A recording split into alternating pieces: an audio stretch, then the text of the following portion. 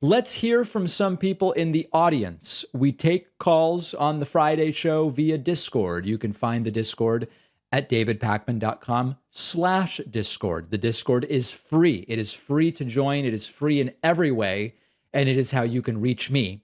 Let's hear from some folks, starting with Brittany in Austin. Brittany, am I correct that that's Austin, Texas? Yeah, that's correct. Welcome to the show. Good. I'm assuming you can hear everything fine. Oh, you're coming through perfectly. A little bit echoey, but I'm guessing you're, in like an Italian shower or something like that.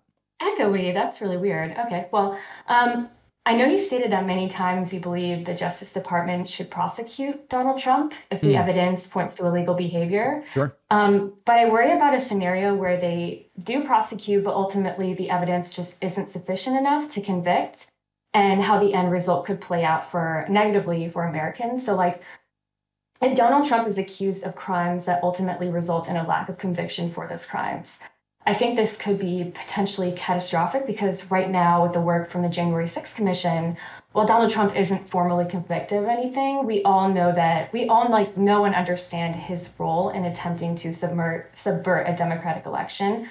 But if a case is presented and none of the charges stick, I'm worried that public perception may shift about January 6th, and Republicans could use this as an opportunity to try similar things in the future, under the guise that it wasn't illegal and it wasn't wrong. So I was just curious. I tend to agree with you, Brittany. I think, and this is why I've said, if the evidence points in that direction, that is the most important thing. If the evidence justifies, listen, prosecutors, it's not like we need to tell prosecutors, you should really only do this if you think you can get a conviction or at least a plea deal on guilty.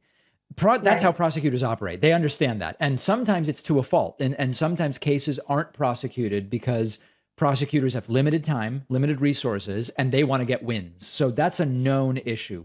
But all of that being said, I agree with you. If Trump is charged and there's not even like a guilty plea deal, whatever, slap on the wrist, you've got to at least get that.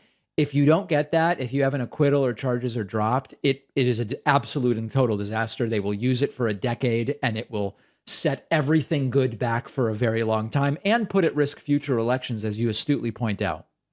Yeah, prosecution aside, I definitely think that we need to make sure the case is strong enough before we support prosecuting, because I just get really worried about those charges not sticking. But yeah, thanks for answering my question. How's Austin these days? Austin is a popular target for people to say, oh, it's ruined. The liberals have ruined Austin. I mean, I love Austin. It's the only place in Texas I would live because Me too. I'm not into the government, but it's really hot. So just be aware of that. Fair. All right. Brittany, thank you so much for the call. Sure. There's Brittany from Austin, Texas.